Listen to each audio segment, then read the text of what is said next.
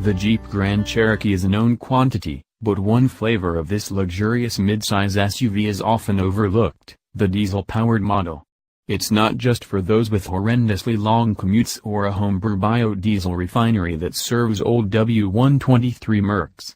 Whether it is as refined as some of the other luxury diesel SUVs on the market, yes, there are a bunch now, is another matter.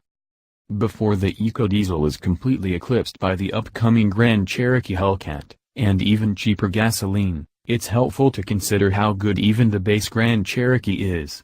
The current version has been around since 2011, but like the even older 300/Charger/Challenger, the platform is not really showing its age. The interior feels tremendously solid, there are no cheap-feeling parts to be seen or felt inside, and the Napa headliner and the Summit trim that covers everything above the windowsills adds a feeling of elegance and warmth of the type often found in much more expensive SUVs. The 3.0-liter diesel V6 is imported from Italy. The VM Motori powerplant is reasonably smooth and does a good impression of a gasoline engine in most conditions. Cold startups it can sound a bit clattery, though not to an objectionable degree. Around town and on the interstate, it's easy to forget it's a diesel. The sound insulation keeps most of the clatter out. Paired with a smooth 8-speed automatic, the diesel makes the most of its 240 horsepower and 420 pounds-to-foot of torque. There are no obscene gaps in the power band, and it's certainly more than adequate to haul the mass of all that leather around. Under hard acceleration, the V6 produces an impressive roar, and it always delivers the goods. The 8-speed allows it to cruise at fairly ridiculous speeds with very little road, engine or tire noise. The Grand Cherokee's road manners are the most polished they've been.